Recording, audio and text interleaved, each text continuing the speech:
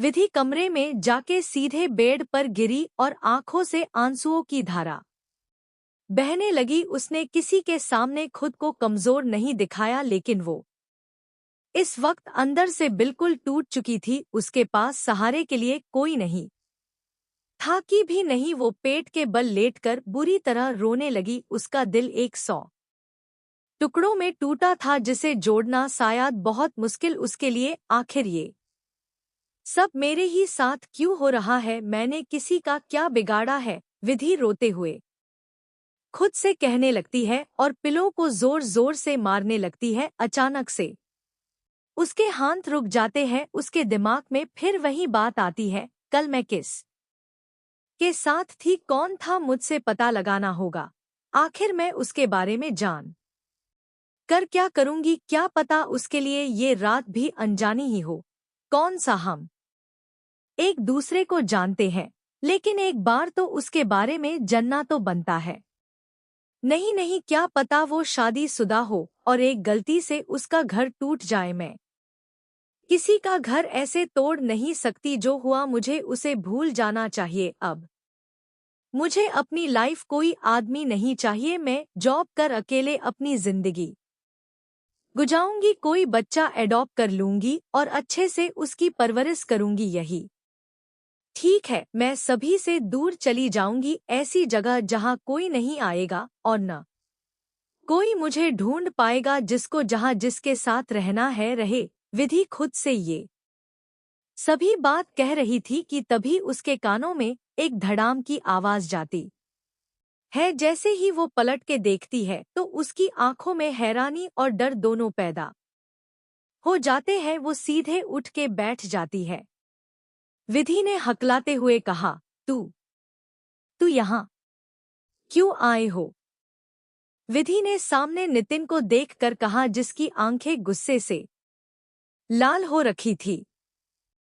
नितिन बिना कुछ बोले कमरे के अंदर आते हुए कहा, अब तुम्हारे अंदर इतनी हिम्मत आ गई है कि तुम मेरी बात काट के वहां से जाओगी? जब मैंने तुम्हें सॉरी बोलने के लिए कहा, तुम्हें मेरी बात माननी चाहिए थी ना? विधि ने बेड पर ही पीछे खिसकते हुए कहा, पहले भी मैंने कहा था मुझे किसी से कोई माफी नहीं मांगनी है, और अब वही कहूंगी जो मुझे ठीक लगेगा। मैं किसी से भी माफी नहीं मांगने वाली।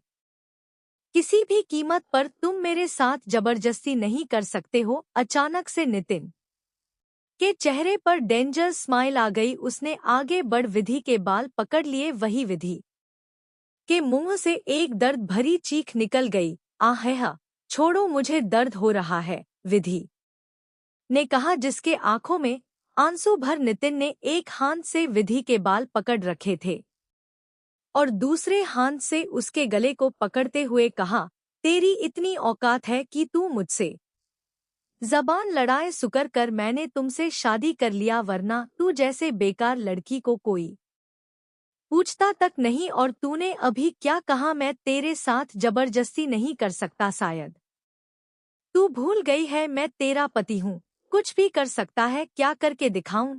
नितिन की बात सुन विधि बुरी तरफ डर के काम पे लगी। विधि ने डरते हुए कहा, तुम कैसी बातें कर रही को?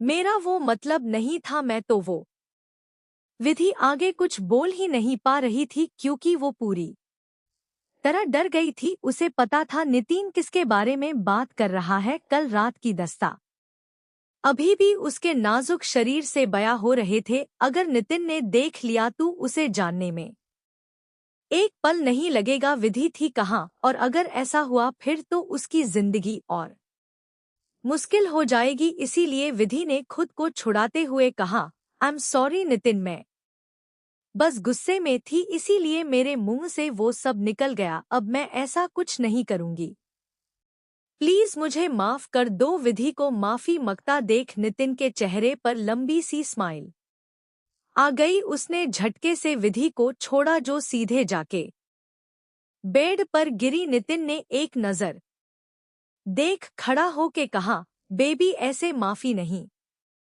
मांगते हैं, चल ठीक से माफी मांग, जैसा मैं कहता हूँ वैसा कर। अगर नहीं किया तो आज तेरे साथ जो होगा वो तुम पूरी जिंदगी नहीं भूल पाओगी, समझी विधि भरी आंखों से नितिन को देखने लगी। उसे अंदाजा था नितिन उसके साथ क्या करने वाला है। अगर वो ऐसा करने से मना करती भी है तो खुद वहीं फंसेगी, क्योंकि इतनी आसानी से वो किसी को पता नहीं चलने दे सकती। उसने किसी अनजान के साथ रात गुजार के अपनी वर्जिनिटी खो दिया है। विधि तो अभी तक उस इंसान को भी नहीं जानती जिसके साथ उसने ये सब किया। नितिन ने विधि को बेड से नीचे न आते देख गुस्से से कहा, मेरे पास ज्यादा टाइम नहीं है, जल्दी करो वरना।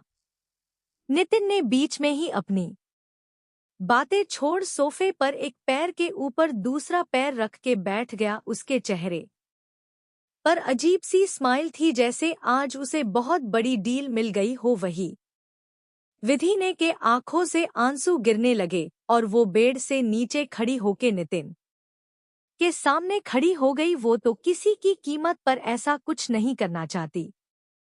उसका मन था कि वो यहीं पर नितिन को 2-3 थप्पड़ लगा दे, लेकिन इस वक्त वो कुछ नहीं कर सकती थी सिवाय उसकी बातों को मानने के अलावा। वहीं दूसरी तरफ उसके कमरे के बाहर 4 कान लगा था, यानी 2 लोग कान लगा के अंदर की सारी बातें सुनकर काफी खुश नजर आ रहे थे। ये कोई और नहीं सरोज और ज्योति थी, जो कोशीर जी के साथ जाने के बजाय यहाँ मजा ले रही थी। ज्योति ने धीरे से सराजो से कहा, इस कामिनी ने हमें कितना सुनाया। अच्छा है जो नितिन उसे ऐसे सबक दे रहा है। वैसे मॉम, आपने बहुत अच्छा काम किया जो डैड को यहाँ से घर भेज दिया। सरोज ने ज्योति की चुप करते हुए कहा, चुप हो जा, ये सब बातें बाद में करते हैं, पहले देखते हैं ये कलमुही करती है कि नहीं। नीचे तो बहुत अकड़ दिखाया था इसने, एक पल में सारी अकड़ गायब हो गई। ज्योति ने अपना मुंह बनाते हुए कहा, ठीक है, नहीं करती हूँ। आप बार बार उस बूढ़े को मेरा बाप बोलना बंद करिए। मैं उसे अपना बाप वाप नहीं मरती हूँ। उसके पास खड़ी होते ही मुझे शर्म आती है। वो किसी तरह से मेरा बाप नहीं लगता है। वो बस बोले जा रही थी, तभी उसे खुद के ऊपर सरोज की नजरें महसूस हुई तो उसने जल्दी से अपने होंठ पर उंगली रखकर कान लगा के सुनने लगी। इधर विधि को खड़ा देख नितिन ने गुस्से से एक लात टेबल को दे मारा। उस के ऐसा करते ही विधि सहम सी गई और बिना कुछ कहे उसके सामने घुटने के बल जमीन पर बैठ गई। मैंने जो कहा उसके लिए मैं माफी मांगती हूँ और आगे से ऐसा कुछ नहीं कहूंगी। प्लीज मुझे माफ कर दो। मैं आगे से तुम्हें शिकायत का मौका भी नहीं दूंगी। विधि ने जमीन पर घुटनों के बल बैठ के अपने दोनों हाथों को जोड़ के माफी मांग। वही विधि को इतना मजबूर देख नितिन को बड़ा सुकून मिल रहा था। उसने अपने दोनों हाथ सोफे के इर्द गिर्द फैला के सिर ऊपर करके आंखें बंद कर लिया। विधि बस आंखों में आंसू और गुस्सा लेके घूर रही थी। उसने मन में कहा, बस ये आज के लिए, इसके बाद मैं तुम्हें बताऊंगी कि धोखे की कीमत क्या होती है। मैं इतनी भी मजबूर नहीं हूं कि तुम्हारे आगे झुक जाऊं, लेकिन मुझे आज ये करना पड़ा।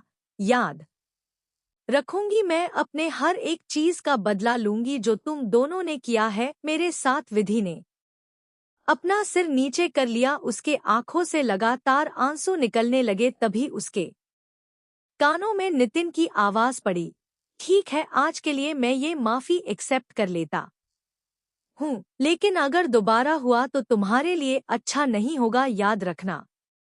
इतना कह वो गेट के तरफ जाने लगा। उधर सरोज और ज्योति विधि के ऐसे माफी मांगते देख काफी खुश थी। दोनों ने जैसे ही नितिन को आते देखा, दोनों वहां से कमरे के तरफ भाग गई। इधर नितिन जैसे ही बाहर जाने को हुआ, अचानक से उसके कदम वहीं रुक गए। उसने पीछे मुड़ के विधि को देखा जो रो रही थी। उसे रोते देख खुशी तो बहुत हो रही थी, लेकिन सब इग्नोर कर उसने अपनी कड़क आवाज में कहा, ये रोना धोना मेरे सामने मत किया करो और हाँ, अपना ये होलिया सुधार लो क्योंकि शाम को पार्टी में जाना है। विधि ने नितिन के तरफ देखा। जैसे ही माना करना चाहा, बीच में ही उसने कहा, मुझे भी कोई शौक नहीं है तुम्हें ले जाके अपनी बेइज्जती करने। कहा, वैसे भी डैड ने कहा है, इसीलिए तुम्हारी मर्जी हो या नहीं जाना है। 8 बजे रेडी रहना और ड्राइवर के साथ पार्टी में आ जाना। मेरा पीए लोकेशन भेज देगा। अपनी बात खत्म कर नितिन चला गया। वहीं उसके जाते ही एक बार फिर विधि बुरी तरह रोने लगी अपनी किस्मत पर। आखिर वो क्या करे, उसके पास कुछ नहीं है, ना परिवार न अपने कहने के लिए। तभी उसे कुछ याद आया। उसने उठ के पर्स से अपना फोन लिया और एक नंबर डायल कर दिया। काफी देर रिंग जाने के बाद दूसरी तरफ से किसी ने कॉल उठाया तो विधि ने कहा, क्या तुम आज मुझसे हमारे पुराने कॉफी शॉप में मिल सकती हो? दूसरी तरफ से किसी ने कुछ कहा जिसे सुन विधि के चेहरे पर स्माइल आ गई और वो फोन बेड पर फेंक वॉशरूम में चली गई। दूसरी तरफ डॉट शहर से बाहर जंगल या फिर कह सकते है जहां पर दूर दूर तक खेत फैलो हो, उसकी जंगलों के बीच में एक विला जो पूरा ब्लैक कलर का था। उसके आसपास काफी हरियाली, कहीं लंबे लंबे पेड़, उसकी के पास में अलग अलग देशों से आते हुए फूल जिसके बारे में बस कुछ लोग ही बता सकते हैं। उसी के विला के पीछे बड़े बड़े फलों के खेत, उन्हीं के बगल में सब्जियों के खेत, हर तरफ हरा हरा ही दिख रहा था। वही विला के बाहर कम से कम 1000 तक गाइन्स खड़े थे। अभी ने ब्लैक कलर का ड्रेस और चेहरे पर एक अलग ही मास्क लगा रखा था जिसे देख नॉर्मल इंसान बेहोश हो जाए। सभी लोग पूरे जंगल से लेके विला तक फैले थे। हाथों में लंबी लंबी गन पकड़ रखा था, जो ऐसे गन थी जो किसी भी देश में मिलना मुमकिन नहीं है क्योंकि ये खास कर इनके लिए ही बनाया हो गया था। हरे रंग में कला थोड़ा अजीब था। उस जंगल में जानवर भी आने की गुस्ताखी नहीं करते क्योंकि उन्हें पता था यहाँ पर जंगल के राजा का बाप बैठा है। उसी ब्लैक विला के अंदर जहाँ नौकरों ने भी ब्लैक कलर का ड्रेस पहना था और उनके चेहरे पर बॉडीगार्ड से थोड़े अलग मास्क लगे थे। यहाँ रहने वाले किसी के चेहरे नहीं दिखते, सभी के चेहरे मास्क से ढका हुआ है। विला के सेकंड फ्लोर के एक कमरा जहाँ पर ब्लैक विला और वही रहने वाले लोगों की तरह पूरा कमरा अंधेरे से भरा है। खिड़कियां बंद है और लाइट का नमो निशान नहीं। उसकी कमरे के चेयर पर एक आदमी जिसने खुद ब्लैक कोट और ऊपर से मास्क लगा रखा है। हर किसी से ये मास्क बहुत ज्यादा अलग था, इतना कि जहां सभी के सिर्फ आंखें दिखाई दे रहे थे, बोलने के लिए मुंह नहीं खुला था। वही इस आदमी के आंखों के साथ साथ मुंह के तरफ भी खुला था, मानो तो ये मास्क सिर्फ माथ से लेके नाक तक था और बाकी हिस्सा खुला था। ये कोई और नहीं, हमारे हीरो ब्लैक किंग है को उस जंगल और ब्लैक विला के राजा है। किंग ये रही उस लड़की को डिटेल सामने खड़ा दूसरा आदमी जी, बिल्कुल उसे आदमी की तरह कैरी कर रखा था, बस इस का भी मास्क चेंज था। इतना समझ लो, हर एक इंसान जैसे अलग है उसी तरह उन का मास्क भी अलग है। सामने खड़े आदमी की बात सुन बैठा हुआ ब्लैक किंग जिसके हाथों में वाइन है, उसने टेबल पर जोर से रखा, जिसकी आवाज सुन सामने खड़े आदमी ने बोलना स्टार्ट किया। असल में उसके रखने का मतलब ही यही था कि अपने मुंह से उस लड़की के बारे में बताओ। किंग उसका नाम विधि चौहान है। वो किशोर चौहान की पहली पत्नी की बेटी है। विधि जब 5 साल की थी तब उसकी असली माँ कैंसर से मर गई थी। उसके कुछ ही महीनों बाद उसके पिता ने किसी और औरत से शादी कर लिया जो पहले से एक बच्ची की माँ थी। किशोर चौहान पहले तो विधि से काफी प्यार करते थे, पर अचानक से कुछ सालों में उसके पिता बदल गए। मिस विधि ने अपनी आगे की पढ़ाई स्कॉलरशिप बीच में ही आदमी रुक गया। उसके रुकते ही सामने बैठे ब्लैक किंग ने तेज आवाज के साथ अपने वाइन के ग्लास को फिर से उठा लिया, जिसका इशारा मिलते ही सामने खड़े आदमी ने कहा, क्या सच में आप उसके बारे में सब कुछ जानना चाहते हैं? इतना बोल वो चुप हो गया। तभी उसके कानों में एक ठंडी आवाज पड़ी, उसके कहते ही सामने खड़े आदमी ने फिर कहा, मिस विधि ने अपनी पढ़ाई स्कॉलरशिप से कंप्लीट किया है, वो कॉलेज की टॉपर भी रह चुकी है। इस वक्त वो श्रीवास्तव की कंपनी में एक एम्प्लॉय है। उनके शादी 5 साल पहले हुई है, जब वो महज 20 साल की थी। राजेंद्र भद्रा के बेटे नितिन भद्रा से बीच में ही सामने बैठे ब्लैक किंग ने उसे रोक दिया और अपनी ठंडी और कड़क आवाज में कहा, वो कहा है इस वक्त? उसके इस सवाल पर सामने खड़ा आदमी हैरान हो गया। उसने अपनी हैरानी भरी आवाज में कहा, जो हुआ उसे भूल जा और उसके पीछे मत जा। वो शादी शुदा है। मैं तुम्हें बताना नहीं चाहता था, लेकिन सच ये है कि दोनों एक दूसरे से बहुत प्यार करते हैं। ये बात खुद दोनों ने मीडिया के सामने कही थी। इतना कह वो चुप हो गया। तभी उसके कानों में ब्लैक किंग की हंसने की आवाज गई, जिसे सुन वो सहम गया, क्योंकि ब्लैक किंग उसी के ऊपर हंस रहा था। ये बात उसे अच्छे से पता थी। प्यार करते हैं, तूने भी यकीन कर लिया। अगर ये सच है तो वो वर्जन कैसे निकली? ब्लैक किंग ने कहा, क्या मतलब वो वर्जन थी? ये कैसे हो सकता है? शादी के 5 साल होके बाद भी? इसका मतलब? सामने खड़ा इंसान चुप हो गया। अब तक उसे समझ में आ गया था कि भले ही शादी के इतने वक्त बीत चुके थे, उन्होंने मीडिया के सामने झूठ बोला कि एक दूसरे से प्यार करते हैं, लेकिन विधि के तरफ से सच था। वो नितिन से प्यार करती थी। सामने खड़े इंसान को जैसे ही समझ में आया, उसने बैग से लैपटॉप निकाल के उसमें कुछ वीडियो ऑन कर सामने बैठे इंसान के सामने रख दिया और कहा, मुझे पता था तू यही मांगेगा, इसीलिए मैंने पहले ही तेरा काम कर दिया था। वो इस वक्त अपनी बचपन की दोस्त से मिलने के लिए कॉफी शॉप गई है। सामने लैपटॉप में कोई और नहीं, विधि ही दिखाई दे रही थी। दिखाई ही नहीं, बल्कि उसकी आवाज साफ साफ ब्लैक किंग को सुनाई दे रही थी। वो क्या बात कर रही है, क्या बोल रही है, सब कुछ कैसे? उसने विधि के बालों में एक अलग सा चिप लगा दिया, जिसके चलते उसके बोले गए शब्द साफ सुनाई दे रहे थे। उधर विधि कॉफी शॉप में अपनी दोस्त सना के साथ बैठी थी। जहां सना ने अपने सर पर हाथ रखा था, वही विधि ने सर नीचे झुका रखा था।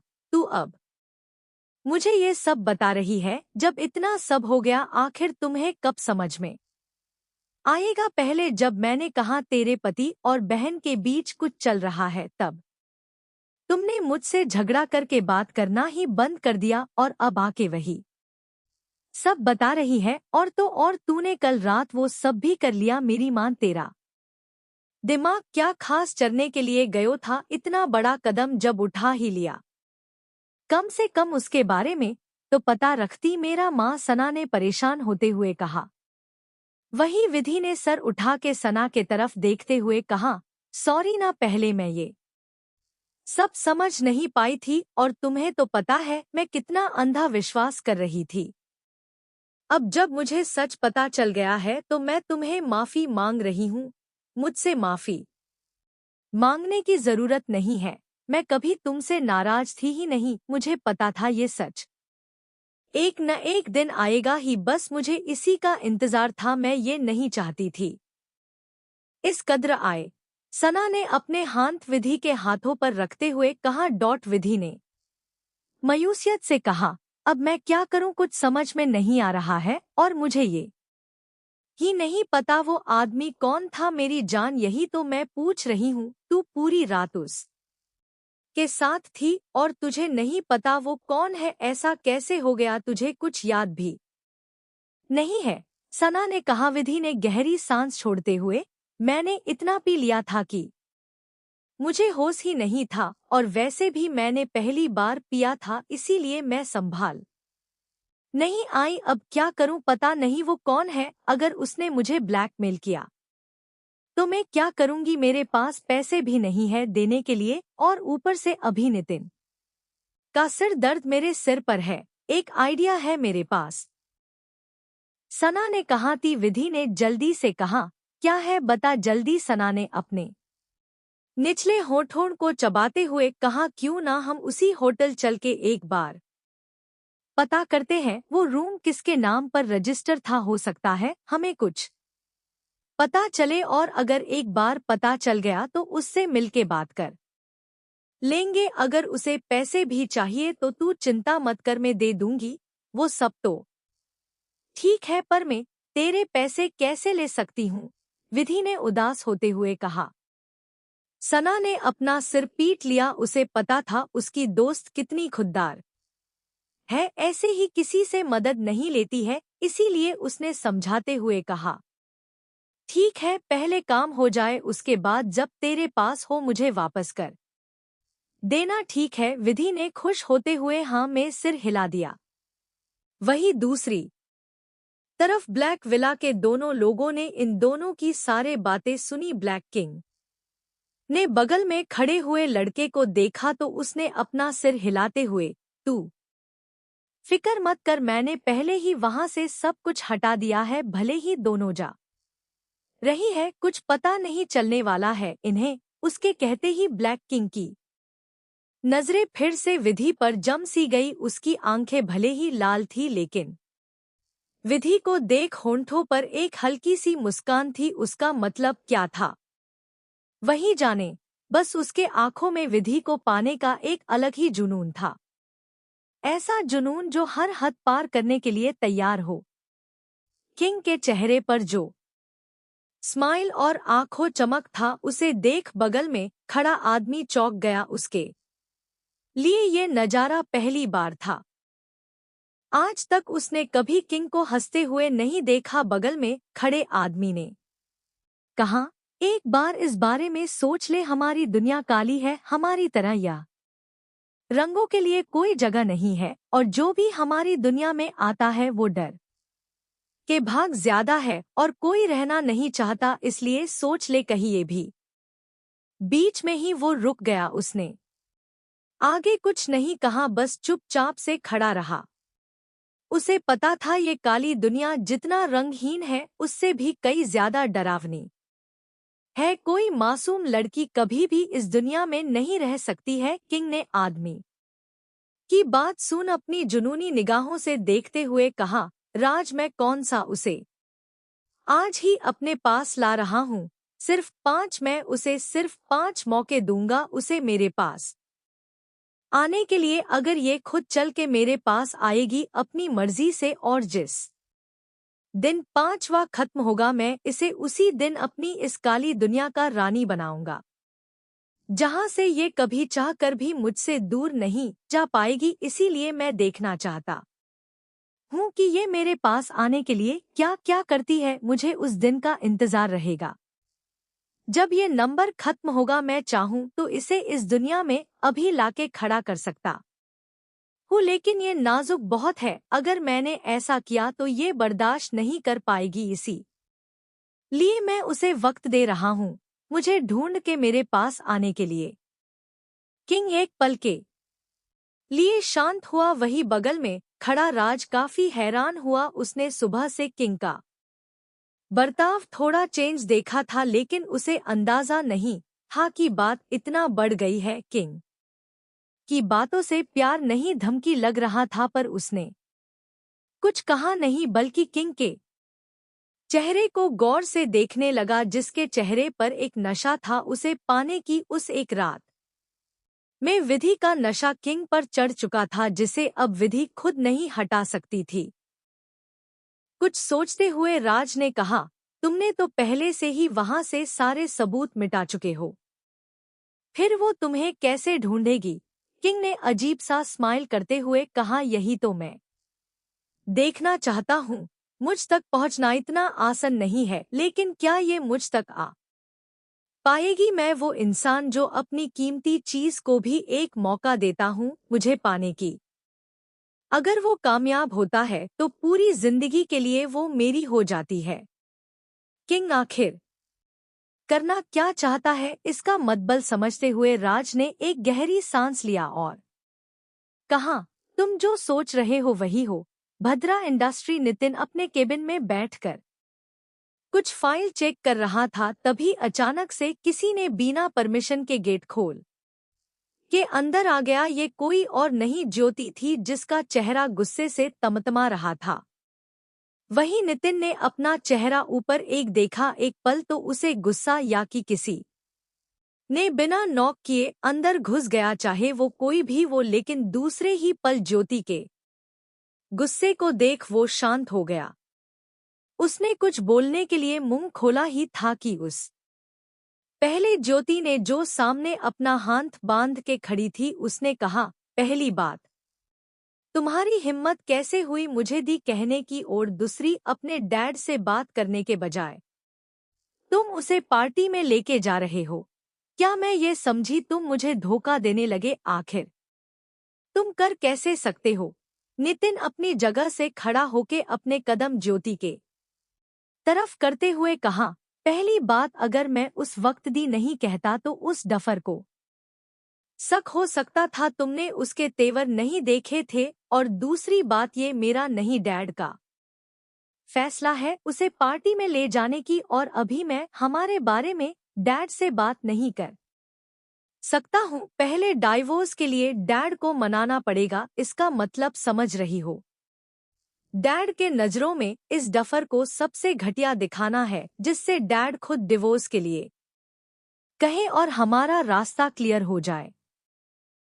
नहीं तो तुम अच्छे से जानती हो डैड उसके अलावा किसी और के बातों पर जरा सा भी यकीन नहीं करते हैं, इसीलिए मैं अभी कुछ कर नहीं सकता हूँ। ये काम हमें बहुत सोच समझ के करना है। नितिन आके ज्योति के पास में खड़ा हो गया और उसके कंधे से पकड़ के अपनी तरफ लिया। वही ज्योति ने अपना मुंह फेर लिया, जिसे देख नितिन ने कहा, जान, ये सब मैं तुम्हारे लिए ही कर रहा हूँ। अभी देखो जो करना है, बहुत सोच समझ कर, कहीं ऐसा ना हो कि डैड को कुछ शक हो जाए, क्योंकि तुम अच्छे से जानती हो मेरे डैड को, वो किस तरह के इंसान है। सभी के ऊपर अपनी नजरें बना के रखते हैं। और सॉरी, आगे से मैं ऐसा कुछ नहीं कहूंगा जिससे मेरी जान नाराज हो जाए। अगर वो हो गई तो मेरा क्या होगा? नितिन ने थोड़ा शरारती लहजे में कहा, जिसे सुन ज्योति ने तिरछी निगाहें डालते हुए कहा, ठीक है, इस बार माफ करती हूँ, लेकिन दोबारा नहीं। और हाँ, एक बात याद रखना, पार्टी में भले ही लेके जा रहे हो, उसके करीब मत आना, वरना अच्छा नहीं होगा। विधि ज्योति से ज्यादा सुंदर है, ज्यादा विधि खुद बन ठन के नहीं चलती, वही खुद को सुंदर दिखाने के लिए ज्योति काफी मेकअप कर चलती है। उसके अंदर ये डर हमेशा रहा है कि कहीं नितिन उसके खूबसूरती के जाल में फंस न जाए, क्योंकि ज्योति अच्छे से जानती है, भले ही विधि किसी के तरफ देखती नहीं, पर उसके पीछे लड़के पागल है। कई बार तो लड़के ज्योति के बॉयफ्रेंड बनने के लिए इसलिए मन जाते थे कि उन्हें विधि दिखने के पिए मिलेगी, जो बात ज्योति को बिल्कुल पसंद नहीं आती थी।